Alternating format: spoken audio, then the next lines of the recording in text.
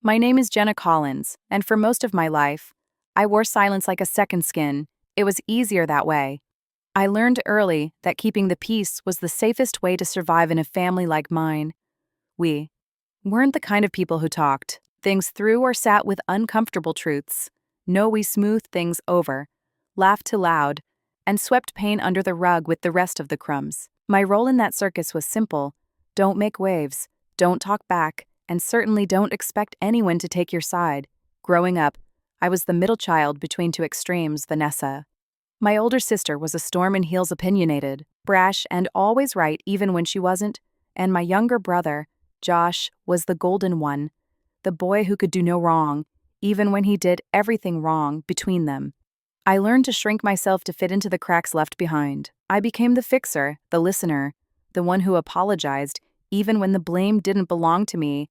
I was good at it, too at being invisible in all the ways that mattered. I never questioned that dynamic. Not really. I played along at holidays, laughed at their jokes when they weren't funny, and accepted their comments even when they cut too deep.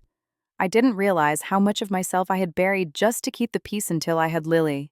Lily came into my world like sunlight after a long gray winter. She was loud in all the ways I wasn't, unapologetically joyful, endlessly curious, and full of questions I'd never dared to ask when I was her age. She danced in grocery store aisles and sang to herself in the car. She was everything I wasn't allowed to be growing up, and I loved her for it. I told myself I'd protect that light in her, no matter what. I just didn't realize how soon I'd be tested. The truth is, I thought I'd done enough by keeping some distance between Lily and the rest of my family. We visited occasionally, stayed polite. And I told myself it was enough to shield her. I didn't want to cut them out completely, not yet. Maybe some naive part of me believed things could be different, that they'd look at my daughter and see what I saw, that they'd try a little harder, be a little softer. But people don't change because you hope they will.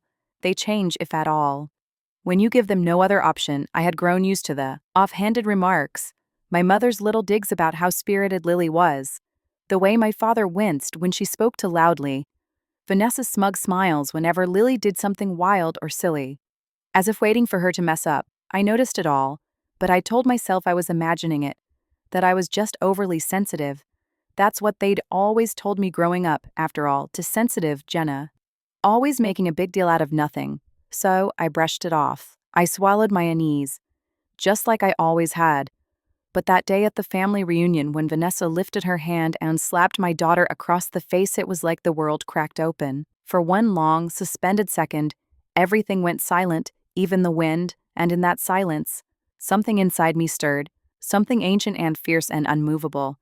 I didn't know it yet, not fully.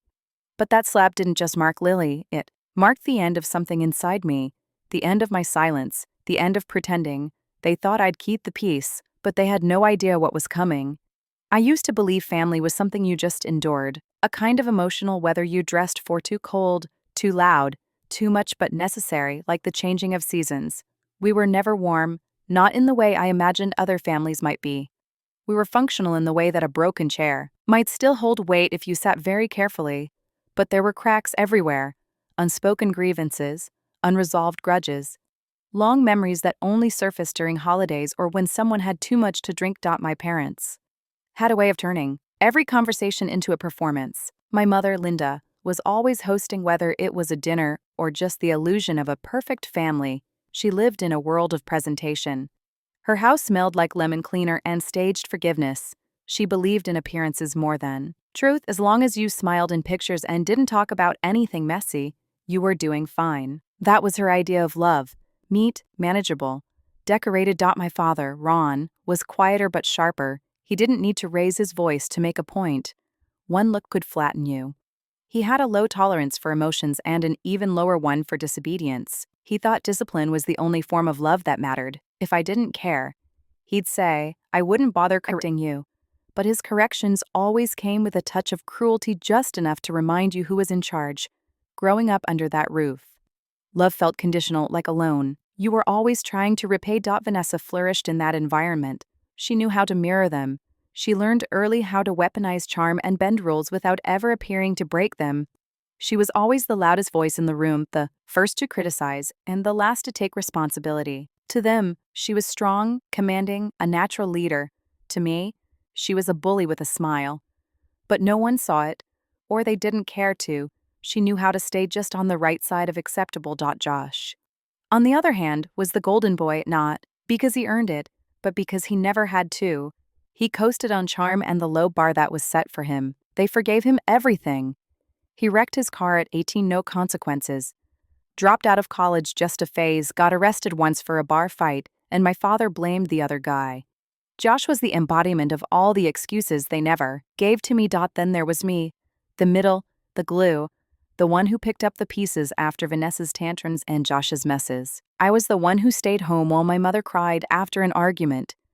The one who helped my dad organize bills when Josh forgot to forward the mortgage check. I cleaned up, covered for, and kept the engine running while everyone else got to fall apart, but I never got credit for that. I was labeled soft, to sensitive, weak, the one who needed thicker skin. The irony was, I had the thickest skin of them all, but they only noticed noise, not endurance. They respected fire and force, not quiet strength. My silence was mistaken for submission, my stillness for absence. When Lily was born, I swore I'd break the cycle. I wanted to raise her with softness, not shame. I wanted her to speak without fear, to laugh without apology, and for a while, I thought I could hold the line, but the truth is, I still brought her into their orbit. I still showed up. I still tried. I thought if I was patient enough, they might finally see me, not the version of me they decided on years ago, but the real me, the mother I had become, the woman I'd grown into. But some people refuse to see beyond the role they assigned. You, and some roles, especially in families, are built like cages. I didn't realize how tight that cage had become until I saw Lily flinch at her aunt's raised hand, until I heard my father laugh. That was the sound of something shattering inside me. It was one of those summer afternoons that seemed tailor-made for pretending everything was fine.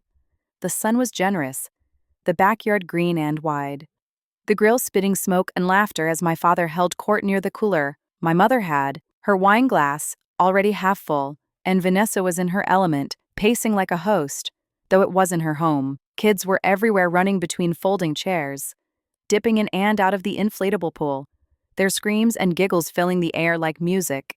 Lily was wearing her favorite shorts, the ones with the unicorn patch on the back pocket. She'd been running around with her cousins for the better part of an hour, her cheeks flushed and glowing.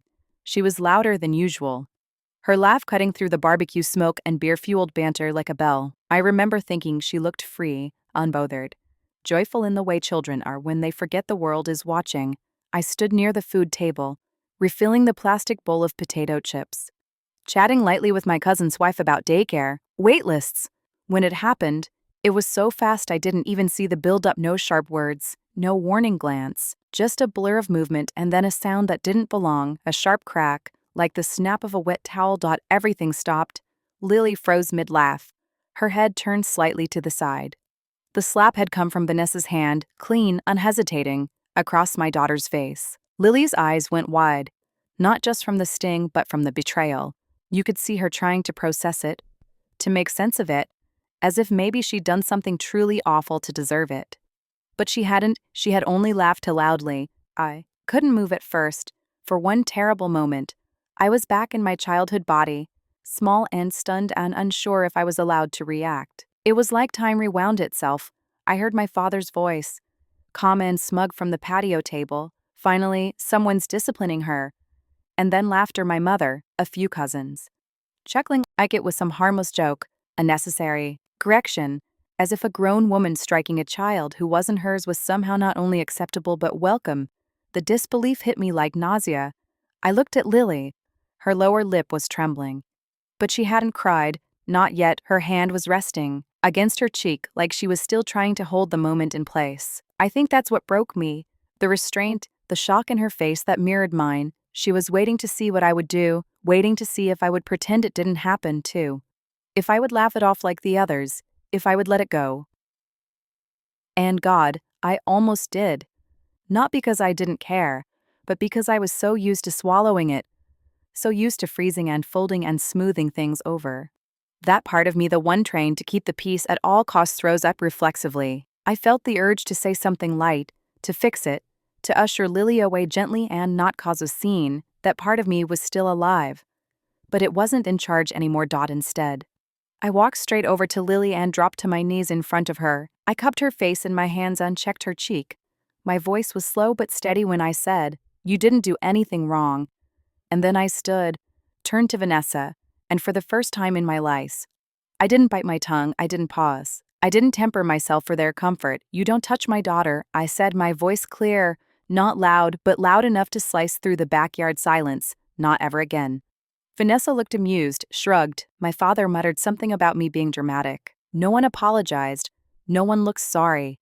That's what stayed with me the most. It wasn't just the slap. It was that no one thought it was wrong. The moment we got into the car after that reunion, Lily climbed into the back seat and went quiet in a way I'd never heard before. Not the sleepy quiet she sometimes had after a long day, or the deep thinking kind where she hummed to herself under her breath. No, this was a quiet that felt like absence. A sudden erasure of something bright. She stared out the window, one leg tucked beneath her, thumb brushing against the red mark still faint on her cheek. I watched her in the rearview mirror the whole ride home, trying to hold myself together. My hands clenched the steering wheel like it was the only thing anchoring me to the earth. My mind raced in loops. What I should have done, what I should have said louder, what I should have screamed. But underneath all that noise, something steadier began to settle in me. Not rage, not panic, something far more dangerous. Resolve. People assume resilience comes in roars and fists. But mine has always come in quiet, patient steps. What they didn't know, what no one in that backyard knew, was that for 6 months, I had been quietly, carefully preparing to leave them behind. I didn't tell anyone, not even Lily, because I needed time, because I knew if I said it too soon, someone would talk me out of it, or I'd talk myself out of it. That's how deep their voices were in me. But after years of biting my tongue and dimming my light, I had started to plan my exit. I'd found a house to towns over a small fixer-upper with ivy along the fence and a school nearby with an actual art program Lily could get lost in. I had filed for the permits to open a small floral studio and tea shop. Something I'd always dreamed of but never said aloud. I'd never told anyone about the inheritance my grandparents had left me, money my parents had no idea existed, because they'd burned too many bridges by the time Grandma passed. But she had loved me. She'd seen what I endured. She'd slipped me the documents herself in the last weeks of her life and whispered, "Use it to build something real. Sweetheart, something yours." And I had, quietly, steadily, without fanfare or permission. Even the house my parents lived in, the one they acted like a family heirloom, like some sacred right, was still legally in my name. I'd bought it during the crash, with the last of my savings after Dad's bad investments tanked everything. They couldn't get approved for a loan, but I could, and I did for them. I never asked for repayment, not even a thank you. I just handed them the keys. Another sacrifice, another gesture of love I thought might make them see me differently, but they never did. So I stopped waiting to be seen. I started building an exit, and that day, when Vanessa struck my child and my father praised her for it, something inside me snapped into place. Not like a break, more like a click, the sound of the last piece of a puzzle falling where it was always meant to go. I wasn't angry. I was done trying to prove myself, done hoping for softness from stone hearts, done letting them rewrite the rules just because they were louder. I owed them nothing, not anymore. My loyalty had an expiration date, and they'd passed it long ago. I just hadn't had the courage to enforce it until now. In the silence of that car ride, while Lily stared out the window and the evening light filtered through her curls, I made a promise to both of us that we were not going back. Not to that house, not to that family, not to that version of me. It didn't all come crashing down at once. That's not how it happens. Not in real life. There's no grand explosion, no sudden tidal wave that sweeps everything away. It happens the way a tree finally falls after decades of termites, slowly, invisibly, until one day it just collapses, and people act surprised like it didn't rot from the inside long ago. The breaking point wasn't Vanessa's slap. It wasn't even my father's laughter. It was the silence that followed. The way no one looked at me. The way they all just went back to their plates of ribs and their lukewarm beers like nothing had happened. No one asked if Lily was okay. No one pulled Vanessa aside. There wasn't even a nervous shuffle or a half-hearted maybe that was a bit much. They just absorbed it. Like they had absorbed every cruel moment that came before, and I realized, with a clarity that burned, that they were used to it, used to treating me like I didn't matter, used to watching me absorb the blows, emotional, verbal, now physical without consequence, and they expected that same silence from Lily. That was the part that made my hands shake later when I was folding laundry or rinsing plates. They didn't just dismiss what happened to her. They assumed she would learn the same lesson I did, that pain is something to be tucked away quietly, that no one will help you. And that love, if it comes at all, will be conditional, they thought. She'd learned that lesson because they had taught it to me so well. But I was not that girl anymore. And Lily would not be that girl ever the next day. I stood at the kitchen table with a cup of tea gone cold in my hands and stared at the eviction papers I had printed. But never filed. I had drafted them months ago, part of my exit plan, but I hadn't been ready to use them. Part of me still clung to the illusion that I might handle this quietly, gently sell the house later, let them find a place of their own, maybe even frame it as a financial decision, something they could process without too much bitterness. That part of me died the moment I saw the faint outline of Vanessa's hand on my daughter's cheek. I called my lawyer that morning. I didn't hesitate. I asked him to finalize the paperwork, notarize everything, and serve the notice in 3 days. I chose that number on purpose. I didn't want it to feel rushed. I wanted them to sit with what they had done. I wanted them to wake up each morning in that house and feel it slipping through their fingers. I sent no warning, no phone call, no polite preface. I wanted them to feel the cold sting of surprise, the way I had felt it for years in their presence, the way Lily had felt it when her aunt struck her, and her grandfather laughed. They had counted on my silence. That had always been their greatest mistake. Vanessa would soon learn the business she thought she'd inherit had already been rerouted. I'd pulled my funding and accepted an offer from someone else, a woman I met at a women's business collective who actually believed in collaboration and boundaries. It wasn't revenge, it was reclamation. I was taking back what was mine, piece by piece, and yet through it all, I didn't raise my voice. I didn't rage or lash out. I didn't write bitter emails or start screaming matches. My power wasn't loud. It was precise. After a lifetime of swallowing my anger, I had learned something important. You don't have to scream to burn everything down. Sometimes all it takes is the sound of a door closing and locking behind you. The eviction notices were delivered on a Wednesday morning. I remember because it was unusually quiet that day. No wind, no cars on the street, just this eerie stillness outside my window as I sipped my coffee and waited. I didn't hover over my phone. I didn't text to check if they'd received it. I didn't warn them. I just let the silence stretch and do the work for me. I had spent so much of my life trying to soften everything for everyone else. My tone, my reactions, my truths, everything filtered through the lens of how it would be received. I used to cushion my honesty like it was too fragile to stand on its own. But not anymore. This was clean. Factual. A legal document stating in plain language that they had 30 days to vacate the property. My property. It was almost poetic, in a way, that the house they had turned into a shrine to their own egos had never really been theirs.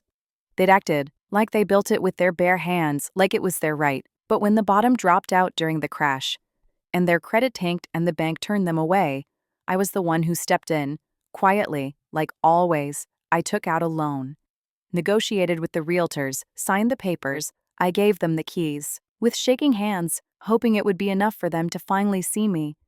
But it never mattered. They treated that house like a throne room and me like a servant. I was the one who fixed the plumbing, the one who paid the property taxes the year they forgot, the one who handled the insurance when my father left the stove on and nearly burned the kitchen down. They'd never called at my house, not once, until that notice hit their mailbox, and suddenly the truth was impossible to ignore. Vanessa was the first to respond. She texted me one word, really, not even a question mark. Just that one word, bloated with entitlement, as if this was some betrayal, some breaking of an unspoken agreement I had never signed. As if slapping my daughter had been her right, but reclaiming my own property was somehow crossing a line. I didn't reply. The calls started later that afternoon. First my mother, her voice quivering with just enough hurt to sound like the victim. "You're really going to do this to your own parents after everything we've done for you?" And I almost laughed, because what exactly had they done for me? They had taken my time, my money, my energy, and twisted my loyalty into something I was supposed to be ashamed of not extending forever. I told her plainly, "You hit the wrong nerve," and then I hung up. I didn't yell, I didn't explain, I didn't beg to be understood. There comes a moment when you stop auditioning for your own family, when you stop trying to justify why you deserve respect. That moment, for me, had come and gone. I had nothing left to explain. I notified my lawyer to prepare for possible pushback. I knew them well enough to know they'd drag their feet, maybe, call in favors, maybe try to stall, but the law was clear, and this time, I was not budging. The business fallout came next. Vanessa had been under the impression that she was next in line to manage the family run. Boutique funded almost entirely by my investment. She thought she was coasting into ownership, but the paperwork had already been filed weeks earlier to transfer the stake. I'd sold it to a quiet powerhouse of a woman named Yana, who ran her own design firm and believed in fair wages, clear boundaries, and zero tolerance for toxic leadership. Vanessa sent me a string of texts I didn't even read. I deleted them without opening a single one. I wasn't seeking revenge. I wasn't trying to teach them a lesson. I was simply done being a silent witness to my own erasure. I was done watching my daughter shrink in their presence. And finally, I was done giving them anything that looked like power. The business had been my grandfather's pride.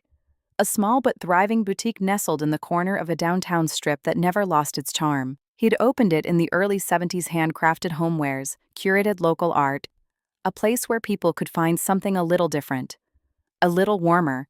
He ran it with grace, treating employees like family and customers like friends. When he passed, the place began to shift. Vanessa took over the face of it. But it was me, quiet, careful me, who kept it afloat.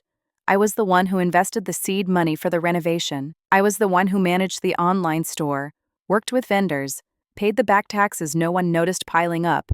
Vanessa showed up for photo ops, pretended to be visionary, and took credit for everything that felt successful. She played the role of heir like it had been scripted for her, and I let her because at the time, I thought it didn't matter who got the spotlight as long as the work was done, as long as the business survived. But after the reunion, after the slap, the laughter, the dismissal, I couldn't stomach the thought of funding her anymore. I couldn't stand the idea of my money, my effort, my late nights and spreadsheets going towards something that would pad her ego and keep her floating above the consequences of who she really was. So I pulled out. It wasn't vindictive, it was surgical. I'd been preparing for it quietly, moving funds, gathering paperwork, analyzing offers.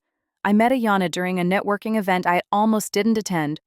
She was calm and confident, with a softness that didn't dilute her authority. She spoke about ethical business with the kind of passion I hadn't heard in years. When I told her I was looking for a transition partner, someone who wouldn't just take the reins, but elevate what the business had been meant to be, her eyes lit up.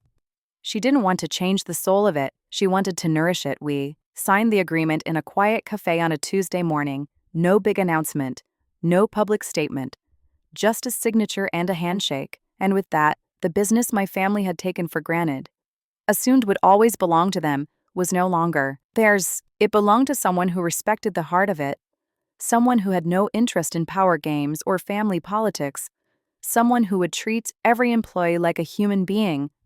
I didn't call Vanessa. I didn't owe her that. The moment she struck Lily, she forfeited any expectation of explanation, but I did take a moment to sit with the weight of it, not out of guilt, but out of release. I had funded that business because I wanted to preserve something of my grandfather's kindness, something of his legacy, but I realized his legacy wasn't in the walls or the logo, it was in the way he treated people, and that legacy deserved better than what Vanessa had become. When the news reached her, she sent a scathing email, long paragraphs of venom dressed up as disbelief. She accused me of betrayal, of being ungrateful, of ruining what was rightfully hers. I read the first 3 lines, then closed the laptop. You can't reason with someone who's only ever known privilege as a birthright. I wasn't playing in her world anymore. I was done pretending I had to earn my place while she trampled over everyone in her path. I wasn't her audience, or her investor, or her shadow. I was just done. Taking back the business wasn't about money, it was about memory. It was about protecting what still had worth and letting go of everything that didn't. And for the first time in my life, my silence didn't feel like surrender. It felt like peace. The day we moved into the new house, Lily ran straight to the backyard and twirled like she'd landed in a dream. It wasn't big, nothing like the house we left behind, but it had a crooked apple tree and a little gate that creaked when you opened it. She called it magic. I didn't argue.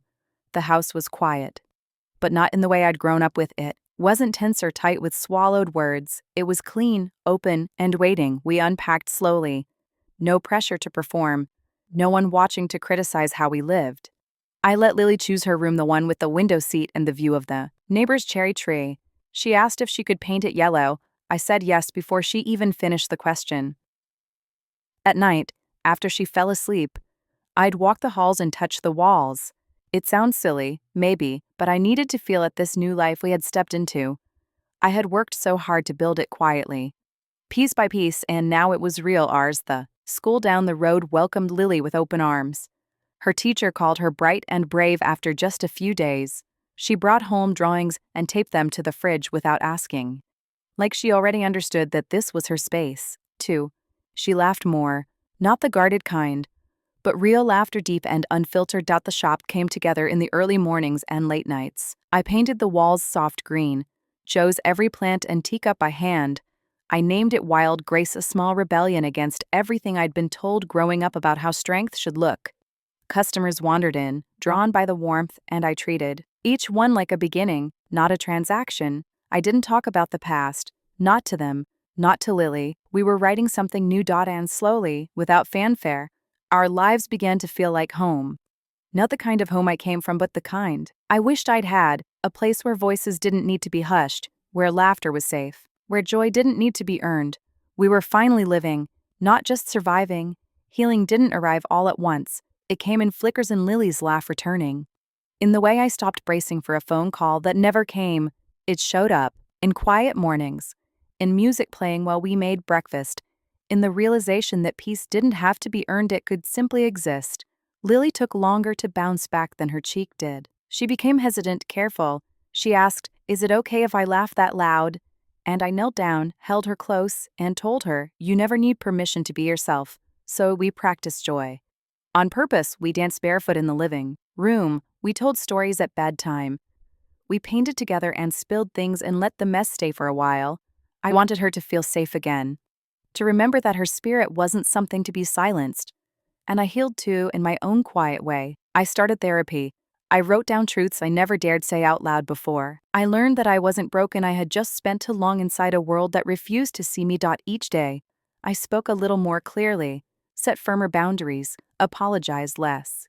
I let go of the need to be liked, needed, accepted by people who only knew how to take. Lily came home one afternoon beaming. She had spoken at school, and her teacher said she had the biggest voice. I held onto those words like a lifeline. My daughter, once silenced, was now standing tall and speaking loudly. We were both growing, not away from who we were, but toward who we were meant to be. Our healing wasn't perfect, but it was ours. There was no final phone call, no apology, no big moment where someone finally admitted they were wrong. In the end, they just went quiet, and honestly, that silence was the closest thing to closure I would ever get. I didn't need their words anymore. I didn't need them to understand or approve. I had spent my whole life trying to earn their love by being small enough to make room for theirs. I was done shrinking. Our new life moved forward in soft, steady steps. The shop was growing, I knew. My regulars by name. Lily's art covered the fridge, the hallway, her bedroom door. She laughed again loudly, freely. She danced barefoot across our floors without asking if it was okay. 1 year after we left, we baked a cake together, just us, lumpy frosting, too many sprinkles. We danced in the kitchen while it baked, music blaring, both of us messy and full of joy. I looked at her, icing on her nose, and felt something I'd never really known growing up. Peace, not the kind that's earned by staying quiet or keeping others happy. Real peace, the kind you build yourself, brick by brick, boundary by boundary. The kind that grows from choosing yourself and protecting what you love. That slap had ended something, but it had also begun something far more powerful. We didn't just escape something broken, we built something whole.